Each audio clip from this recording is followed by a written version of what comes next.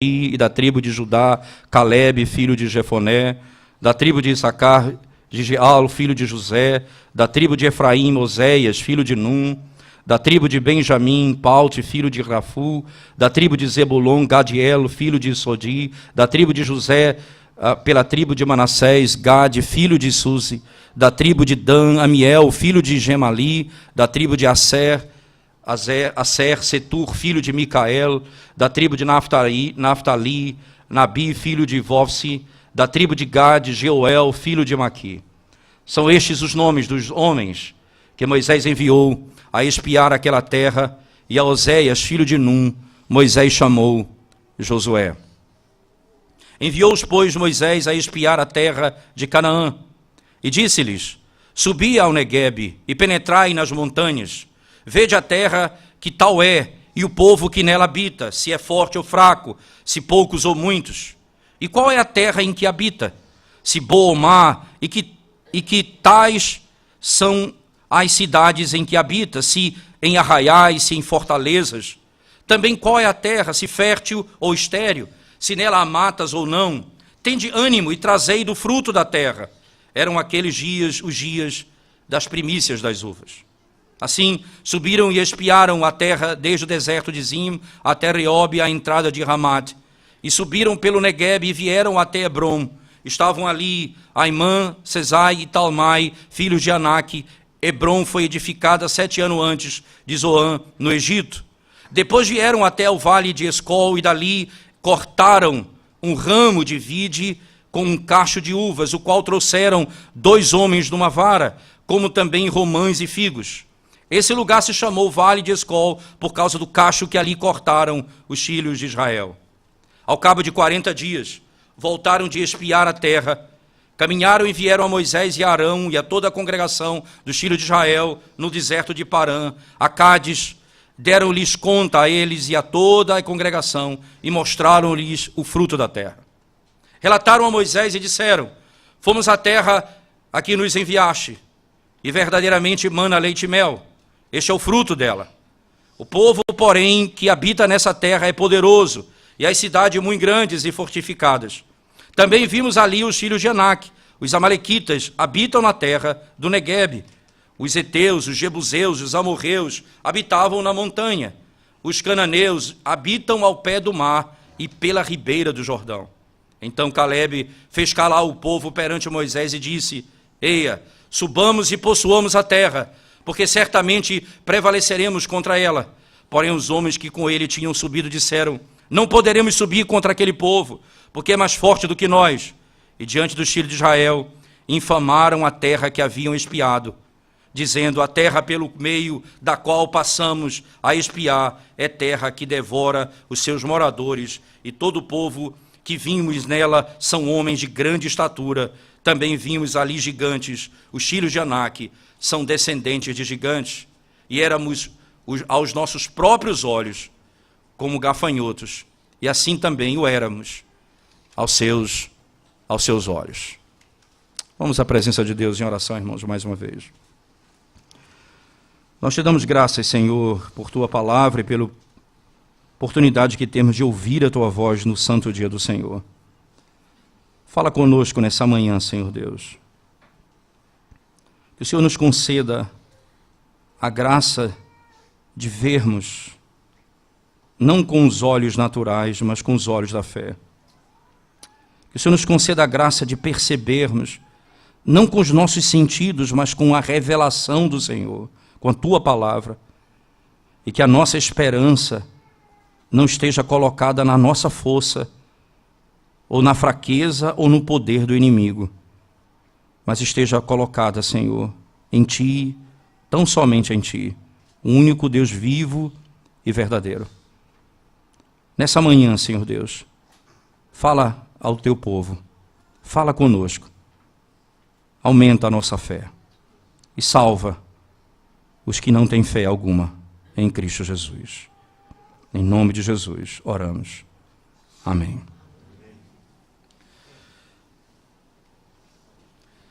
Certamente, a vida humana ela é feita de desafios. E boa parte dos nossos desafios, irmãos, eles são enfrentados de acordo com a nossa própria percepção das coisas. É da natureza humana, quando você se depara com um problema, seja ele de ordem saúde, seja ele profissional, seja ele na área que for. A nossa primeira percepção, ou humana percepção, é percebermos a derrota diante daquilo que se põe diante de nós e da nossa destruição diante do inimigo que se apresenta aos nossos olhos. E nós não temos, e não andamos, e não buscamos, pelo menos de modo natural, a olhar os problemas ou as circunstâncias da vida, não na perspectiva das circunstâncias ou da natureza do problema. Nós não temos a inclinação natural de olharmos na perspectiva de Deus, como Deus vê as coisas e como Ele analisa as coisas. Sempre, quando você se depara com essa realidade, você tem choque de percepção. Eles disseram: nós somos como gafanhotos aos nossos próprios olhos e aos olhos deles. Quem nós somos aos olhos de Deus? Você percebe que a nossa preocupação e o nosso foco é pensar o que eu penso de mim mesmo, ou mesmo o que os outros pensam de nós. Nós não estamos lidando ou andando de acordo com o que Deus pensa sobre nós. Quem nós somos? O que Ele fez por nós? Ele nos abandonará no meio do caminho? Ele dará as costas ao seu povo à porta da terra prometida? Mas essa é a natureza humana. E aqui nós vamos olhar na Escritura Sagrada um grande desafio, não só para Israel, mas para nós mesmos como povo de Deus. O que é a verdade? É o que o meu sentido ou a minha percepção diz, ou o que Deus diz? O que é a verdade? A narrativa do capítulo 13, irmãos, ela é mais uma narrativa que revela a caminhada para a Terra Prometida a partir do capítulo 10 do livro de Números. Mais uma vez, repetindo um princípio fundamental, um ano praticamente se passou ao pé do Monte Sinai. O povo que saiu do Egito e parou ao pé do Monte Sinai, passa um ano mais ou menos ali no Monte Sinai, agora parte para a Terra Prometida. E do capítulo 10 até aqui, o que nós temos é incredulidade, murmuração, seja de vários níveis, de vários aspectos. E a vida humana, ela é tomada por isso. Primeiro, a questão daquilo que nós temos para suprir as nossas necessidades. O alimento que tem sobre a mesa. Eu já estou cansado desse menu, eu quero comer coisas mais requintadas. Segundo, eles começam a questionar a própria autoridade de Moisés. Ele não é aquele com quem Deus fala conosco também. Nós somos autoridade na igreja, não é apenas ele que é autoridade, não é apenas Moisés que fala, nós falamos também. E foi encabeçado por uma mulher, a sua irmã, ela é quem encabeça todo o movimento de rebelião no meio do povo de Deus. O Senhor se levanta e vai puni-la, e como fez no texto sagrado, restaura amorosamente, e mostra condescendência, e mostra misericórdia, e traz de volta, e o povo continua a caminhada. Agora o povo está na região sul, entende, irmãos? Eles chegaram, porque se tivéssemos um mapa aqui, daquela região, você imagina que embaixo você tem o Egito, e exatamente na subida do Egito, você tem a entrada pelo sul da Palestina. Seria atravessar o Mar Vermelho e entrar na Terra Prometida. Eles vão ter que agora, por causa da incredulidade, isso vai no capítulo 14, vai ficar claro isso, por causa desse evento, eles vão agora ter que dar a volta ao redor do Mar Vermelho de novo, fazer o caminho pelo deserto de Sim, até entrar pela terra prometida pelo outro lado. Aqui são mais 40 anos caminhando no deserto. Eles estão à porta da terra prometida, eles estão entrando na terra prometida aqui. Eles chegam no sul, e podemos dizer, pelos fundos da terra prometida. Estão ali, tanto é que Hebrom é um lugar que eles vão citar. Agora, perto da entrada, próximo da terra prometida, começa o debate. Por que eles vão ter que entrar na terra para conhecer a terra? Esse é um embate intrigante no texto. Não é? Primeiro porque o capítulo 1 de Deuteronômio, irmãos, eu queria que você desse uma olhada comigo. O capítulo 1 de Deuteronômio é um resgate dessa narrativa. Não é? Eu guardando as devidas proporções, eu digo que Deuteronômio é o Evangelho de João do Pentateuco. Não é? Apesar que lá são 4, aqui são 5 livros, mas ele dá um tom teológico de toda a história e toda a narrativa que até então vem sendo apresentada ao povo de Deus. Então ele diz assim, veja no verso 22 do capítulo 1 do livro de Deuteronômio, ele diz assim: então todos vós vos chegastes a mim e disseste: mandemos homens adiante de nós, para que nos espiem a terra e nos digam por que caminho devemos subir e a que cidade devemos ir. Veja, na narrativa do texto de Levítico, irmãos, de Números, voltando para Números, não desmarque Deuteronômio, veja o que o texto diz, só retomando o texto especificamente. O texto diz assim, Números 13. Disse o Senhor a Moisés: envia homens que espiem a terra de Canaã, que eu hei de dar aos filhos de Israel, de cada tribo de seus pais, enviareis um homem. O texto fala que Deus pede para Moisés enviar.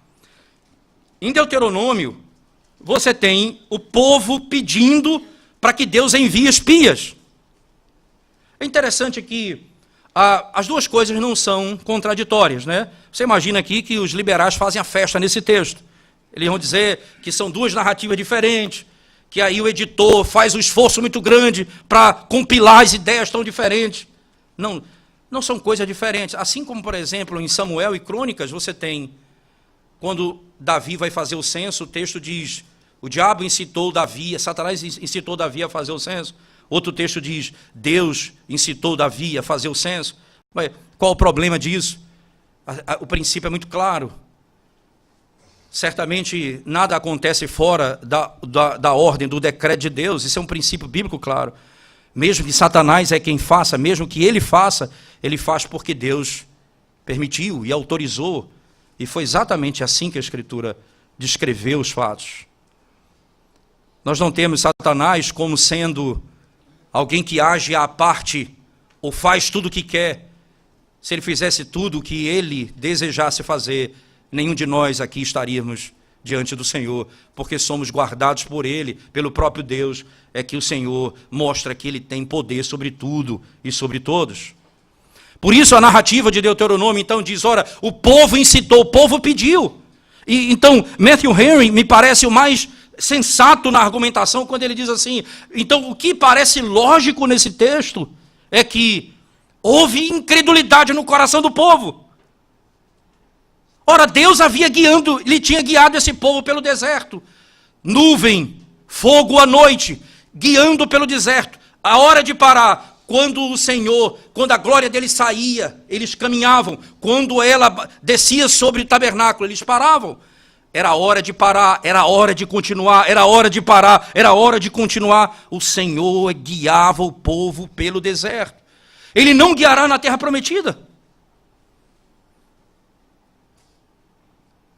Por que o povo pede para que ele envie espias? Para saber se é exatamente o que Deus disse. Para saber o que eles vão encontrar ali. E a narrativa então passa a descrever como sendo, e aí Deus vai autorizar e Moisés vai fazer exatamente isso. Ele vai enviar espias e vai descrevê-los como sendo aqueles 12 que são chamados por Deus. para olhar e perceber a terra e dizer exatamente o que acontece lá. É interessante notarmos, irmãos, que o texto então é dividido de uma certa forma. Veja, você pega do verso 1 ao 16, do capítulo 13, eles são enviados a Canaã, não é? Do verso 17 ao verso 20, você tem as instruções dadas aos espias, o que eles devem fazer. Do verso 21, não é? Do verso 21 ao 25, eles executam a ordem de acordo com as instruções que foram dadas, e eles retornam com as fontes e com os objetos e os frutos que eles haviam sido requeridos. E o 26, não é? Eles trazem então um registro daquilo que eles viram e a interpretação deles daquilo que eles viram na terra de Israel, ou melhor, na terra prometida, no campo que Deus havia dado a eles naquele lugar. Interessante, se nós pensarmos na Escritura, você vai lembrar bem das palavras do livro da carta aos Hebreus, no capítulo 3, verso 7, quando o autor diz assim: se hoje ouvirdes a voz do Senhor, não endureçais o vosso coração. Se você ouvir a voz de Deus hoje, não endureça o seu coração. Interessante que esse texto de Hebreus ele é citado, não é, especificamente do Salmo 95, que vai descrever esse contexto histórico. No verso 7 também, ele vai descrever esse contexto histórico dizendo: se hoje vocês ouvirem a voz do Senhor, não endureça o seu coração. Perceba que o foco aqui é a incredulidade. E o texto no capítulo 3 da carta aos Hebreus vai dizer: muitos foram espalhados pelo deserto porque não creram, foram incrédulos, não confiaram no Senhor. Eles não creram no Senhor. E veja, as nossas decisões, ou aquilo que nós chamamos muitas vezes de tática, ou mesmo de estratégia, ela pode ser uma estratégia, mas muito mais do que isso, às vezes, ela é a nossa falta de confiança em Deus. Porque Deus já havia dito o que Ele faria. Ele havia prometido isso a Abraão desde o início. Abraão, Isaque e Jacó, o povo de Deus sabia: eu vou tirar vocês da terra do Egito e vou enviar uma terra que emana leite e mel. A terra do Eteu, do Jebuseu, do Ferezeu, exatamente como descrita no livro de Números. Vocês vão possuir a terra. Isso era uma ordem, isso era uma promessa da parte de Deus. Nós queremos saber quem é esse povo e como é essa terra que Deus nos concedeu. E aqui, irmãos, aqui entra um princípio tão importante. Nós, como igreja do Senhor, nós temos um padrão que vai além de qualquer conceito que você possa imaginar. Nós vivemos pela fé. Agora, a fé não é a fé naquilo que nós imaginamos ser a verdade, mas naquilo que foi revelado por Deus. Nós cremos na sua palavra.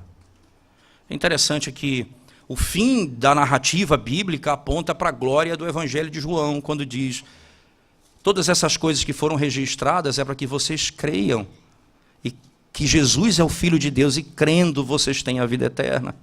Você percebe? Tudo que está registrado, as promessas, a perspectiva, tudo isso que está na Escritura é para ser crido. A promessa de Deus era essa: vocês vão entrar na terra prometida, vocês vão tomar posse dessa terra, e essa terra tem tais características. Mas nós precisamos nos armar para isso. Interessante o texto de Deuteronômio 1:22, comentado por Matthew Henry, diz assim: a multidão, ou melhor, a motivação para fazer esse trabalho veio do povo. Eles vieram a Moisés e disseram: envie homens adiante de nós para saber o que nós vamos encontrar lá. Envie homens adiante de nós. Ele continua, isso era fruto da sua infidelidade, isto é, era fruto da incredulidade do povo. Eles não tomariam a palavra de Deus, que disse, essa é uma terra que mana leite e mel. Eles não tomaram a palavra de Deus como verdadeira. Eles não confiaram no pilar de fogo ou na nuvem que os seguia durante o dia e durante a noite. A opinião política deles era melhor do que a sabedoria de Deus. A estratégia deles era melhor do que a sabedoria de Deus, que os guiava pelo deserto. A nossa incredulidade. Ora, irmãos, a incredulidade, ela nos faz desejar voltar. É interessante, não é? Você vai ver que no capítulo 14, quando a incredulidade vai se revelar de maneira mais robusta, não é? Sendo muito honesto com a narrativa, era necessário expor o capítulo 13 e 14 juntos, porque eles são uma unidade de pensamento, mas certamente hoje não sairíamos daqui antes das 3 horas. Por isso que eu me detive no capítulo 13 especificamente, mas o capítulo 14, ele vai, de maneira robusta, ele vai mostrar a incredulidade do povo, dizendo exatamente isso. Era absurdo para eles seguir. Então era melhor voltar para o Egito. Percebe que a incredulidade deseja voltar para o caminho onde nós estávamos. A fé deseja alcançar o que Deus prometeu. A incredulidade nos faz desejar retornar ao caminho de onde estávamos. Nós, Senhor, quando nós estávamos no mundo, nós éramos felizes. Quando nós estávamos sem te conhecer, nós praticávamos aquilo que desejávamos, estávamos bem. Agora, Senhor, de que adianta te seguir? A incredulidade, ela sempre recua, ela sempre volta, ela sempre tem um passo atrás, ela sempre deseja o Egito, ela sempre deseja o requinte do menu do Egito, ele sempre deseja o cuidado da escravidão. Eles não amam a liberdade. A incredulidade sempre dá um passo atrás. A fé, ela vê além da capacidade dos olhos de enxergar. Ela vê aquilo que Deus ordena na sua palavra. Interessante, irmãos. Quando esses líderes, muito bem descritos no texto, eles questionam o caminho de Deus, nós não poderemos entrar. Perceba que começa com um discurso muito bonito. É gente grande, é gigante, é impossível. Nós não vamos entrar. Com todo o discurso, o que eles estavam fazendo é dizer o que Deus falou não é verdade. Nós não vamos possuir essa terra. Você percebe que a incredulidade, ela desmente Deus. A incredulidade diz, Deus não fala, não cumpre o que fala. A incredulidade diz, nós não aceitamos a salvação que o Senhor nos deu em Cristo. Nós somos salvos pela nossa própria maneira, da nossa própria forma. Nós rejeitamos o seu modelo de redenção. Nós queremos o nosso. A incredulidade, ela sempre diz, Deus é mentiroso. É por isso que é impossível agradar a Deus sem fé. É impossível agradar a Deus sem fé.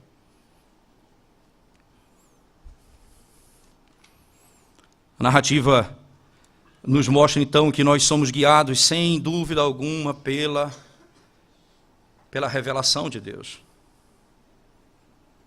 não pelos nossos sentidos. Preste atenção nisso, irmãos. Se nós recebermos o testemunho dos homens, sem duvidar que o testemunho de Deus é maior, nós somos incrédulos.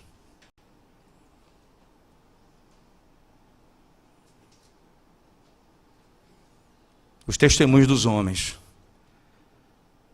podem chegar a nós, mas o que nos guia é o testemunho de Deus sobre nós mesmos. Essa é a história do capítulo 13. Mas volte comigo, por favor, para o texto, irmãos, do capítulo 13, mais uma vez. Quem são as pessoas, então, que devem seguir esse caminho, tendo em vista que a preocupação e a incredulidade é uma característica que o texto vai descrever? Quem são as pessoas que vão cuidar desse trabalho? O texto vai dizer muito claramente, irmãos, que é um líder de cada tribo. Então são 12 espias. Interessante que 2 nomes recebem destaque, Caleb e Oséias, não é? Que vai receber o nome de Josué. Interessante que Oséias, se você pensar na língua hebraica, hebraico não tem a letra J, não é? Ela tem, o mais próximo da letra J em hebraico é uma letra chamada Iod, que é como se fosse o nosso Y, não é? Yohannes, que você pode chamar Yosef, que pode chamar de José, não é? Mais próximo da nossa língua é isso. Por isso que no texto, Oséias e Josué, ele na realidade se escreve praticamente do mesmo jeito. Porque Oséias não é, porque ele mudou O para o J, não, porque se inicia do mesmo jeito que começa a palavra Josué, Oséias se escreve do mesmo jeito. Tanto é que a palavra Oséias significa salvação. Mas a palavra Josué, ela não significa apenas salvação, ela significa Deus é a nossa salvação. Aqui, então, ele muda o nome de Oséias. Porque o foco é em Caleb e Josué. Perceba, eles vão, em outras palavras, Josué vai dizer, nós precisamos confiar em Deus. Apesar que o testemunho de Josué não está no capítulo 13, está no capítulo 14, que é da sequência do texto. Por isso, é uma unidade sem dúvida alguma, porque Josué é o foco do capítulo 14. Mas o capítulo 13, Caleb é aquele que vai falar, mas o nome de Oséias foi mudado para Josué. Quem são esses que vão libertar? São aqueles que têm que ter a consciência clara que a salvação vem de Deus. A mudança, ela parece clara no texto sagrado. Interessante, quando nós pegamos as narrativas bíblicas, por exemplo, como o caso de Zacarias, no capítulo 6, verso 11, né, que é chamado como um tipo de Cristo, que é esse Josué, que está descrito lá em Zacarias, que é Josué, aquele que é o sacerdote, que é aquele que dá a vestimenta, descrita no capítulo 6 do livro de Zacarias. Esse Josué é aquele que ele está se referindo. Josué era o salvador do povo de Deus, dos poderes de Canaã. Lembra que Josué é aquele que vai levar o povo para a terra prometida? Daí o foco na narrativa, no nome e na mudança dele. Não é? Veja comigo, por favor. Você vai ler no verso 8 do capítulo 13. Da tribo de Isacar, verso 8, da tribo de Efraim, Oséias, filho de Num. Oséias, filho de Num.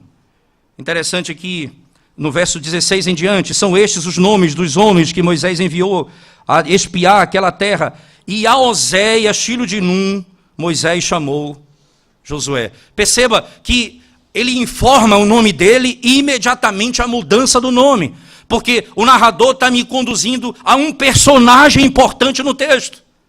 E esse é o papel da genealogia ou mesmo da descrição dos personagens históricos, para que saiba que eles são históricos, mas o detalhe da narrativa, ou o detalhe da informação nos nomes aponta para o foco. Lá ele extrai um nome, Oséias, filho de Num. De quem ele é filho de Num? Aí ele diz, esse Oséias, filho de Num, vai se chamar Josué, porque é ele quem vai conduzir o povo para a terra prometida. É ele que vai conduzir o povo para a terra prometida. Ele vai assumir o lugar de Moisés na narrativa, está escrito no capítulo 1 do livro de Josué, categoricamente. Mas que diferença? Esse Josué, segundo Zacarias, é o próprio Cristo. Não porque era a encarnação de Cristo, mas era um tipo de Cristo. Ora, Josué era o salvador do povo e libertou o povo da malignidade de Canaã. Mas Cristo é o salvador do seu povo, que libertou o seu povo dos poderes do inferno. Não dos jebuseus, não dos fariseus, não de uma terra, mas nos libertou dos poderes do inferno. O nosso Josué, o nosso Salvador, o nosso Cristo, é esse que conduz o seu povo até a terra prometida. E quando nós entrarmos nessa terra, e quando chegar a última página da nossa história, no dia em que morrermos, todos nós vamos passar por essa crise. Quando nós formos atravessar o Rio Jordão. Quando formos atravessar o Rio Jordão, o que nós vamos fazer? Estevão disse, mostrando para todo o povo, eu entrego a ti o meu espírito. Ele viu Josué, ele viu Jesus Cristo em pé à direita do Pai, como que recebendo o seu povo. E ele disse, eu entrego a ti o meu espírito. Eu confio em ti. Eu confio na tua obra. Eu confio no teu sacrifício. Eu confio na tua manifestação de graça. Eu tenho a esperança em ti, tão somente. Eu não confio para a mudança de um menu. Eu não confio para uma liderança. Eu confio a minha vida a ti.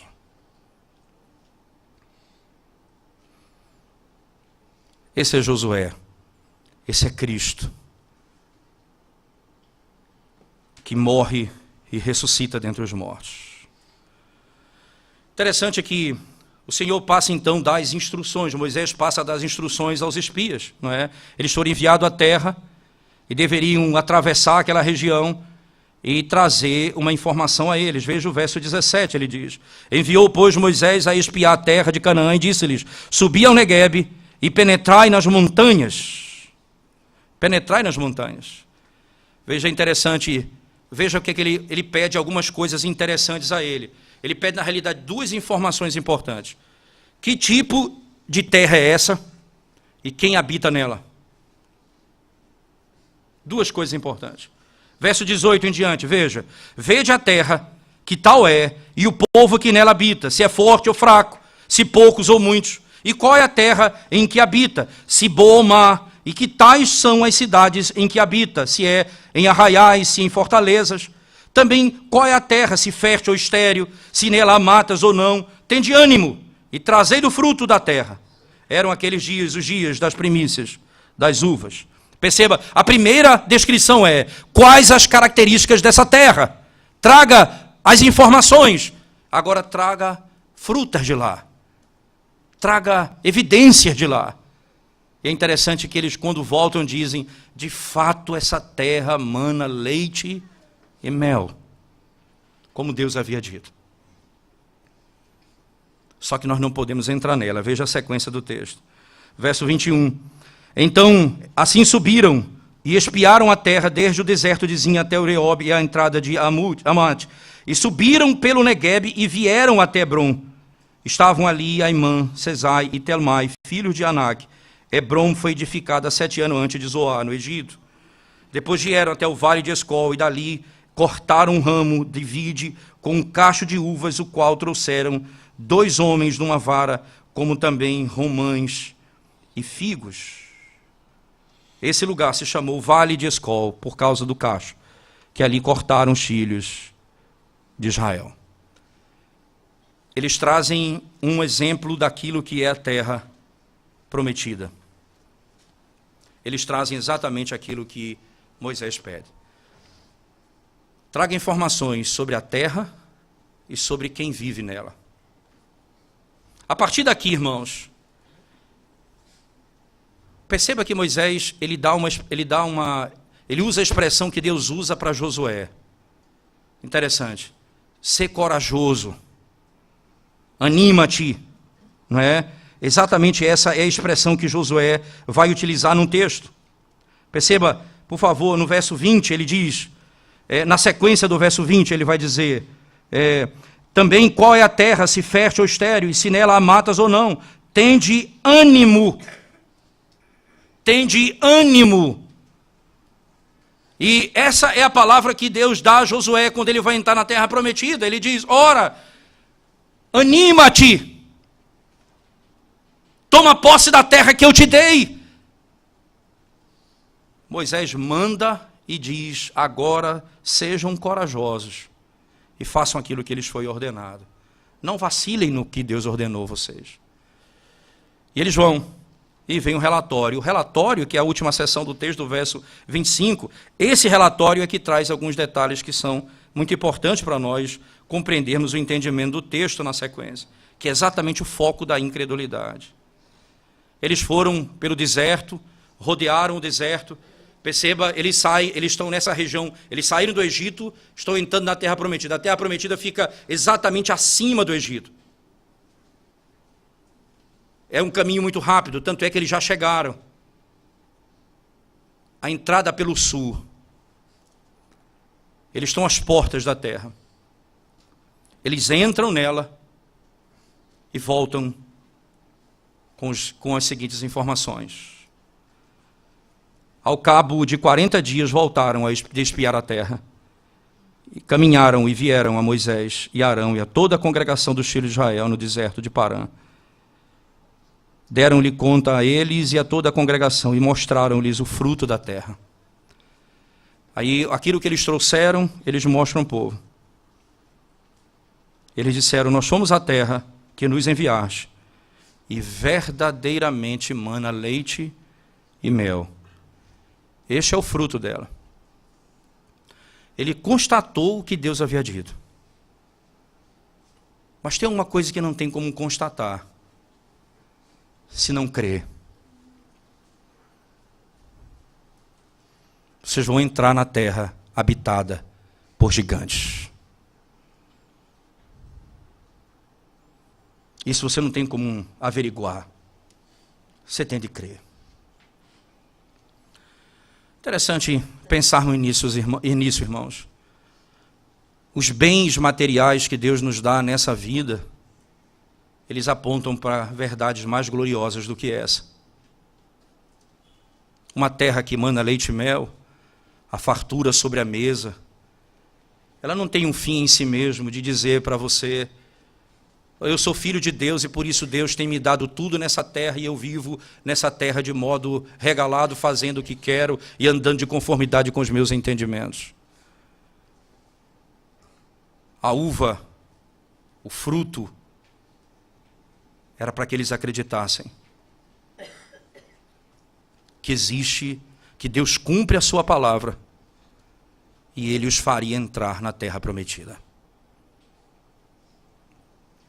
Mas quando o fruto é apenas o fruto, e quando a riqueza é apenas a riqueza, e quando o olhar do meu coração apenas se apega às coisas desse mundo, quando o meu foco está simplesmente em satisfazer as necessidades temporais das pessoas, quando a minha necessidade temporal é satisfeita, então eu estou muito bem, logo isso vai me trazer grande destruição.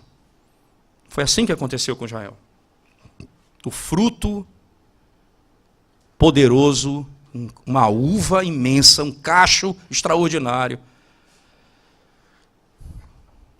cegou o entendimento da glória.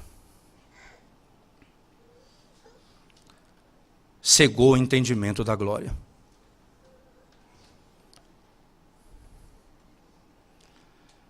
Para que Deus tem dado fartura à sua mesa?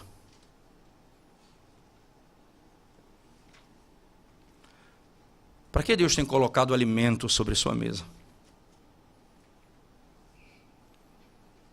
Não é para que você entenda que esse é o fim da vida.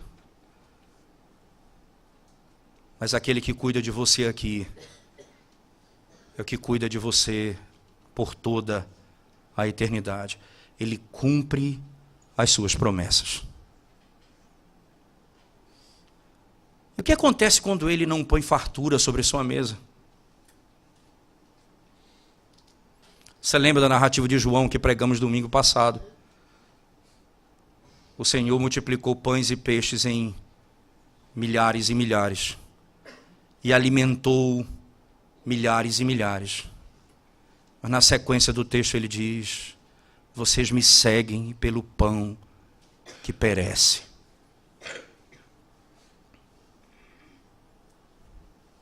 Vocês continuam com fome. Vocês continuam com sede. Vocês não confiam. Vocês são incrédulos. E não creem nas minhas palavras. Assim, Israel. Chega o fruto, chega a riqueza. Ao invés de mudar o coração dele dizendo: está vendo? Deus vai cumprir e cumpriu a sua promessa. Não, o coração dele se enche de incredulidade. Veja o texto, por favor, verso 27. Relataram a Moisés e disseram: fomos à terra que nos enviaste, e verdadeiramente emana leite e mel. Este é o fruto dela. O povo, porém, que habita nessa terra é poderoso, e as cidades muito grandes e fortificadas. Também vimos ali os filhos de Anak. Os amalequitas habitaram na terra do Neguebe, e os heteus, os jebuseus, os amorreus habitam na montanha, os cananeus habitam ao pé do mar e pela ribeira do Jordão. Veja, eles estão todos espalhados no monte, no vale, estão todos ali, todos os povos ali. E ele continua: então Caleb fez calar o povo perante Moisés e disse: eia, subamos e possuamos a terra, porque certamente prevaleceremos contra ela. Perceba, duas perspectivas. Um está fitando os olhos nos gigantes da terra, o outro na promessa de Deus. Em outras palavras, preste atenção, irmão, nós não somos guiados pelos nossos sentidos. Nós não somos guiados pela nossa percepção da verdade, mas o que Deus diz, o que é a verdade. O que é a verdade é o que está descrito na sua palavra, não o que você entende que é a verdade. Os seus olhos não conseguem ver além da capacidade que Deus deu de você enxergar. Os dias vão passando e você vai enxergando cada vez menos.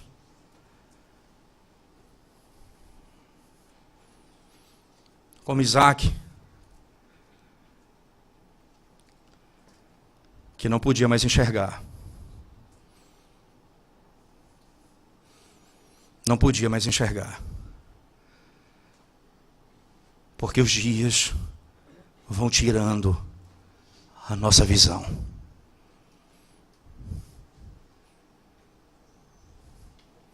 Mas a fé, ela vai nos concedendo capacidade de enxergar além daquilo que a nossa percepção nos permite.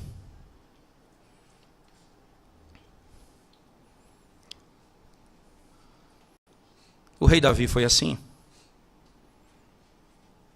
Soldados ao redor dele, Golias estava diante deles. Os povos, os homens, soldados, todos com medo pelo tamanho, pela força, pela violência daquele homem. Davi diz: esse é um incircunciso que se levanta contra o nosso Deus. Ele vem com espadas, eu vou em nome do Senhor. A batalha pertence ao Senhor.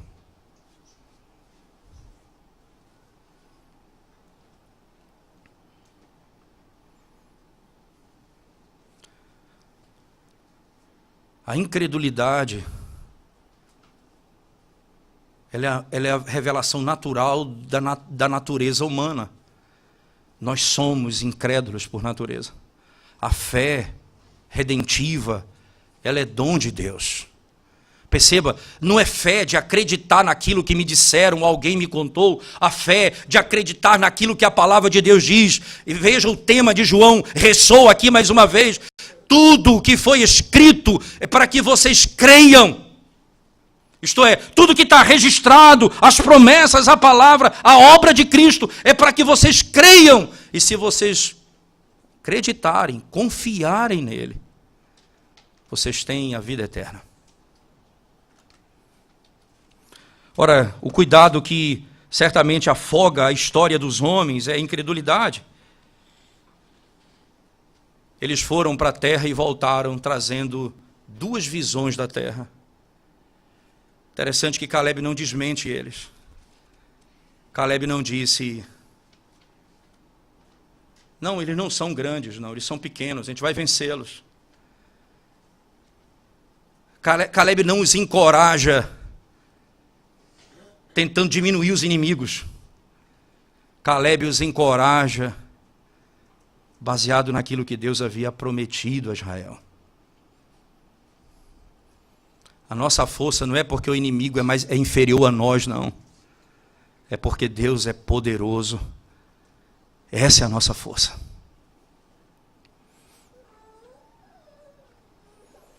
E nós somos colocados assim em situações como essas, irmãos.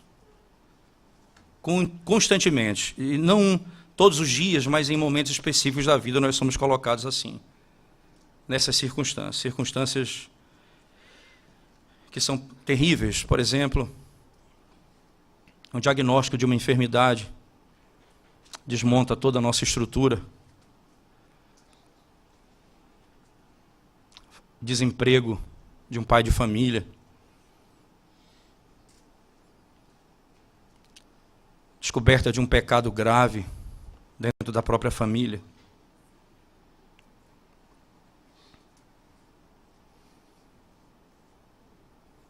O que é que eu faço?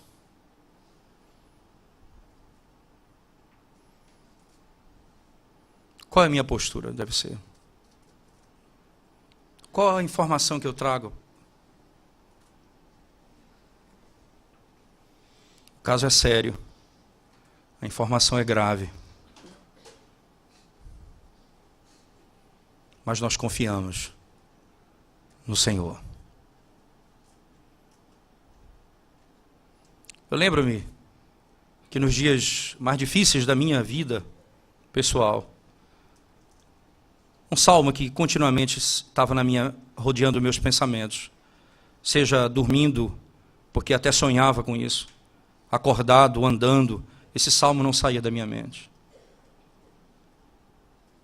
Dizia, Senhor, assim como eu coloco a minha esperança em Ti, eu aguardo nas Tuas misericórdias. Assim como eu coloco a minha confiança em Ti, eu aguardo nas Tuas misericórdias.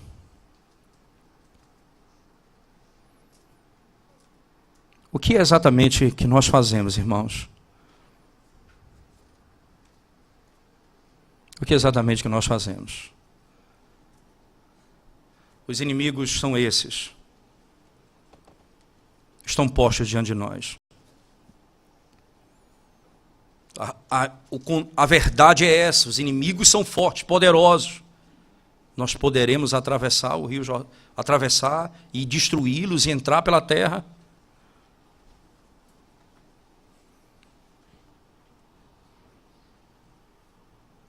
Ou nós confiamos no poder de Deus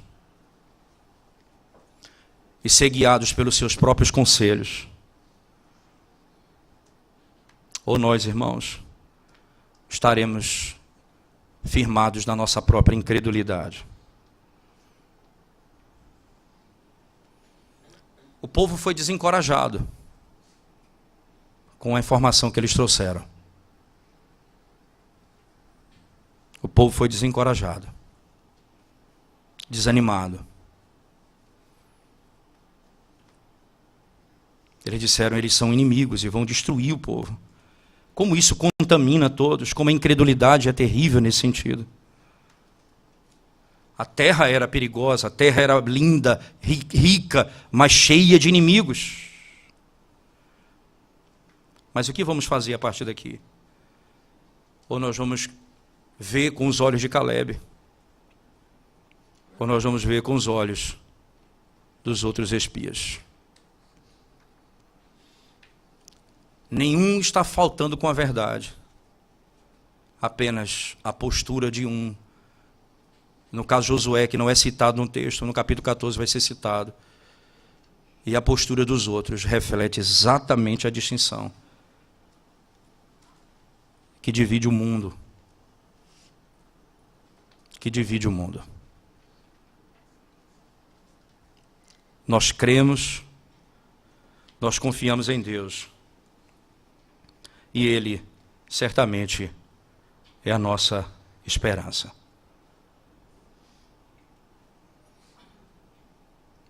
Onde é que está a sua confiança, irmão? Em quem você coloca a sua confiança? E que você depende da perfeita análise dos seus inimigos, então, amedrontado por ela, você para? Ou você segue? Ou você marcha? Ou você atravessa? Porque Deus lhe prometeu que assim seria.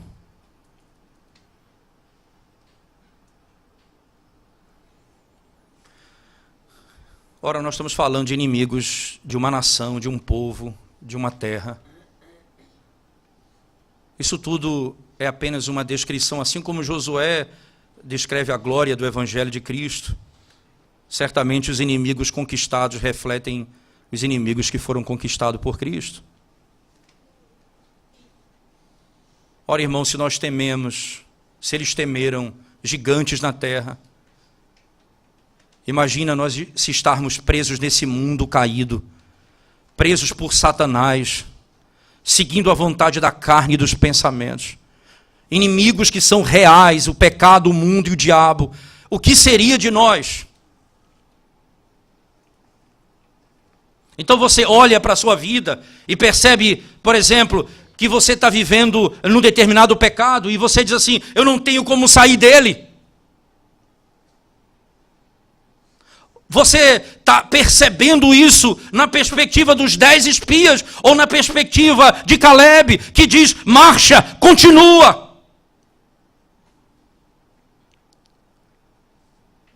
Por que você vai parar?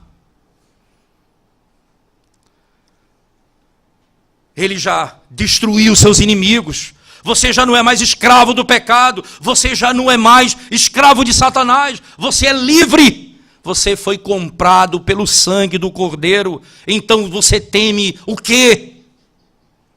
Qual o temor do seu coração? É um pecado específico. Quantas pessoas, irmãos, sucumbem diante disso?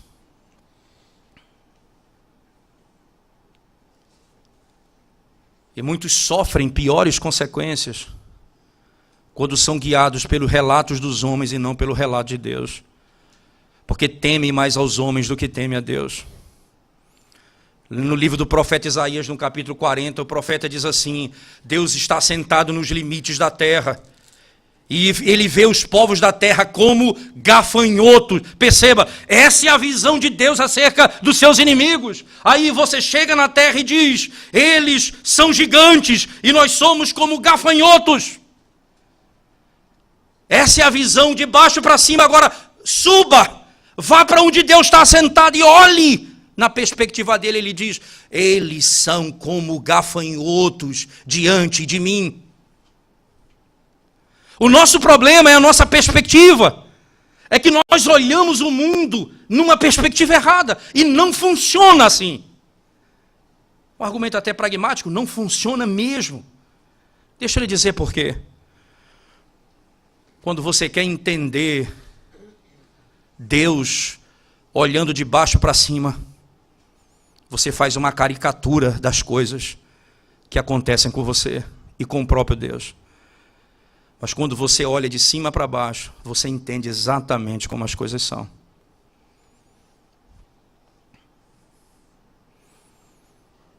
quando eu olho daquilo que Deus disse, não aquilo que eles falam. O que é a verdade?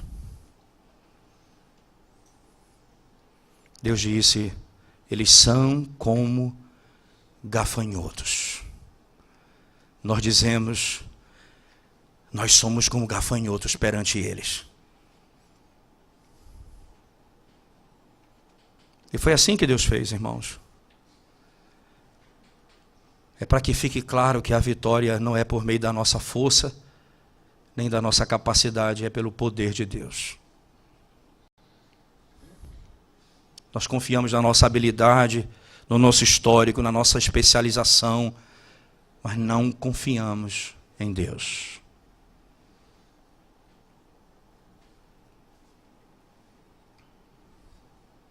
E aqui o Senhor está nos instruindo hoje. Nós podemos ver o mundo e os acontecimentos de duas óticas. Ou pela incredulidade, ou pela confiança na sua palavra.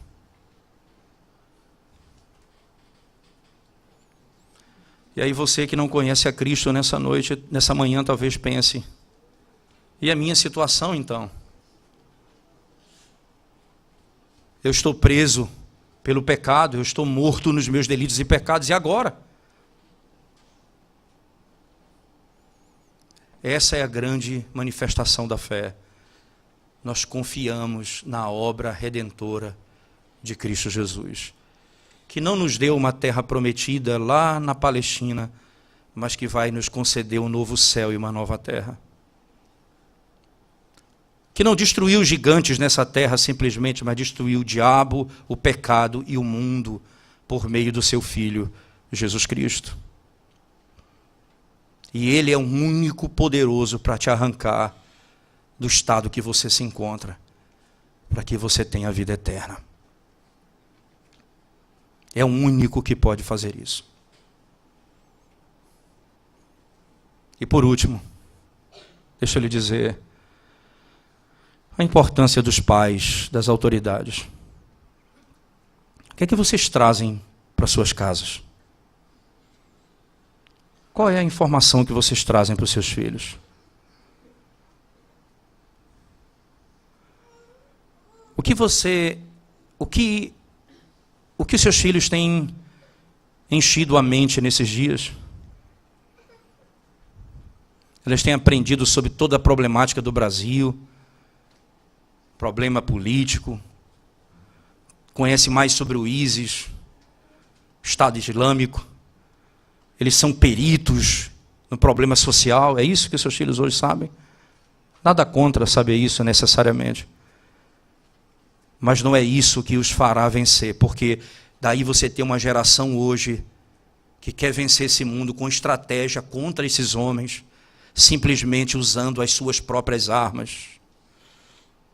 E veja que o nosso foco agora é todo mundo andar armado. Veja, eu não tenho nada contra esse princípio, mas veja que esse é o foco. Como que nós vamos vencer da mesma forma, nós vamos agora destruí-los da mesma forma. Nós perdemos de vista, a nossa esperança não é colocada em Deus. Nós não cremos no que está assentado no trono. Veja, quando nós perdemos de vista aquele que está assentado no trono, nós olhamos para os inimigos e dizemos, nós somos como gafanhotos perante eles. Mas se nós olharmos para aquele que está sentado no trono, ele diz, eles são como gafanhotos perante mim. E por último, quem poderá destruir o povo de Deus,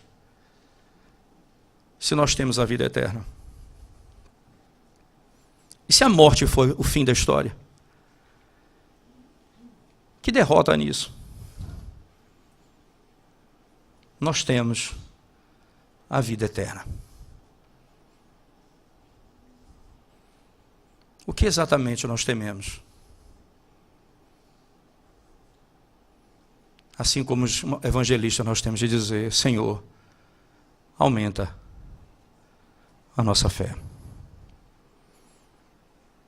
para confiarmos tão somente em Ti e na Tua palavra, apesar daquilo que vemos, percebemos e sentimos nesse mundo. Amém. Vamos orar ao Senhor mais uma vez. Te damos graças, Senhor, por Tua palavra e pela oportunidade que temos de refletirmos, Senhor, nas gloriosas verdades do Senhor e pensarmos quão distante, ó Deus, nós estamos e quanta incredulidade há no nosso coração. Porque a nossa mente, a nossa alma não tem sido cheia, enchida da Tua palavra e das Tuas promessas, da Tua obra, Senhor. Inunda o nosso coração dessa verdade continuamente, Senhor.